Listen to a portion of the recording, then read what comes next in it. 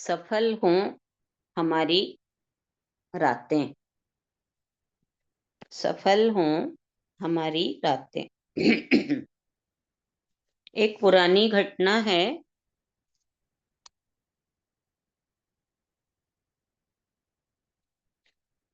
इशुकार नगर में राजपुरोहित भृगु रहता था। नगर का राजपुरोहित होने से हर प्रकार की सुख सुविधा उपलब्ध थी, लेकिन भृगु को हर समय संतान का अभाव खटकता था। एक दिन भृगु की पत्नी यशा ने किसी प्रकाश पुंज को अक, एक दिन भृगु की पत्नी यशा ने किसी प्रकाश पुंज को अपनी कोख में उतरते देखा। उसने यह भी देखा कि वह दिव्य पुंज दो भागों में बट गया, विकसित हुआ और परमात्मा के महामार्ग का अनुसरण कर रहा है। यशा यह स्वप्न देखकर बहुत प्रमुदित हुई। उसने समय पर 2 संतानों को जन्म दिया। दोनों पुत्र बड़े होने लगे, लेकिन भृगु ने उनके लिए ये नियम बना दी कि वे दोनों किसी भी संत से मेल मिलाप न करें,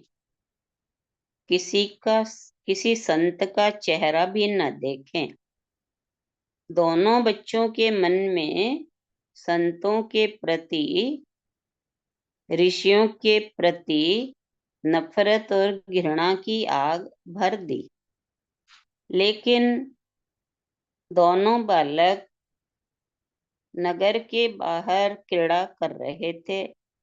उन्होंने संतों को देखा और पेड़ पर चढ़कर बच्चे छिप गए, लेकिन उनकी करुणा से भरी, प्रेम भरी चर्चा को सुनकर दोनों प्रभावित हुए और संत के पास आ गए। संतों ने उन्हें आत्मज्ञान दिया। उन्होंने चर्चा के मध्य आत्मज्ञान की पूर्ण संभावनाएं,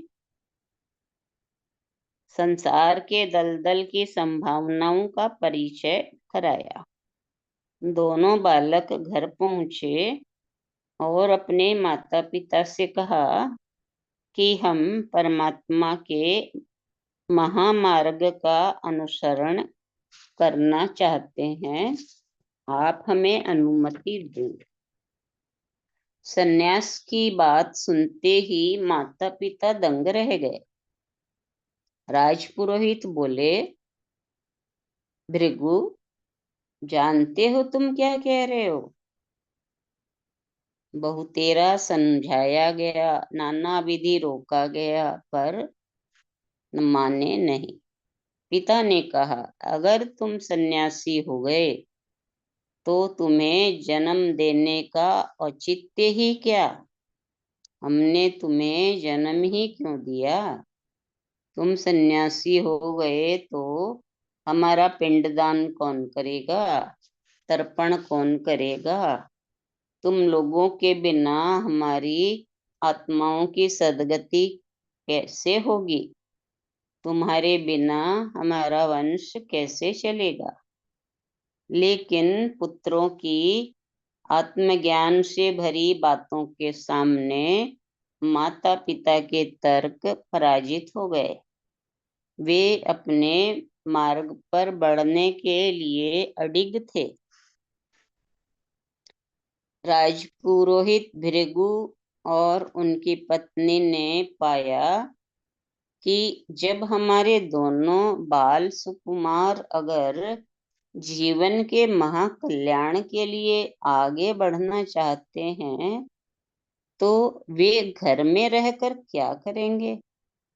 माता पिता दोनों ने अपने पुत्रों का अनुसरण किया। अपना वैभव संपत्ति सभी यथावत छोड़कर महामार्ग के लिए निकल पड़े।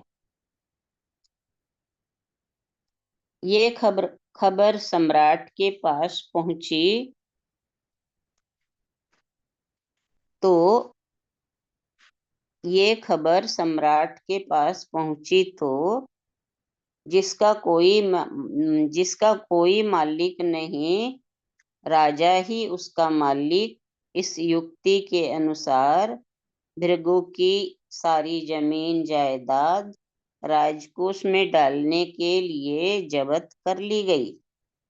लेकिन जब महारानी ने सुना तो महाराज को प्रताड़ित करते हुए कहा कि राजपुरोहित ने तो धन और वैभव की असारता को समझकर उसके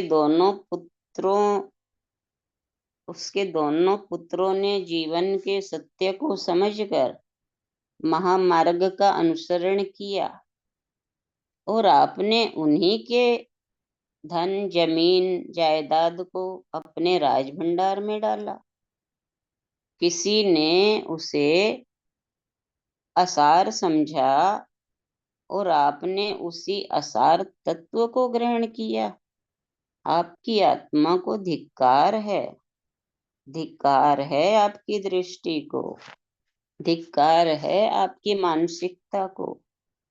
महारानी से इस प्रकार की प्रताड़ना की उम्मीद न थी। कोई पति अपनी पत्नी से ये आशा नहीं करता कि वह उसे झिड़केगी, लेकिन महारानी तो स्वयं ही व्याकुल हो गई कि धन्य है वे बाल पुत्र जिन्होंने राजमार्ग छोड़ महामार्ग का अनुसरण किया। माता पिता भी उसी पथ के पथिक हो गए और एक हम हैं जो दिन रात राज वैभव में डूबे संसार में आसक्त रहकर निरंतर कीचड़ में धंसते चले जा रहे हैं। महारानी ने राजा को बताया कि वह भी उन्हीं दोनों भृगु के पुत्रों का अनुसरण करेगी। प्रताड़ना का असर ये हुआ कि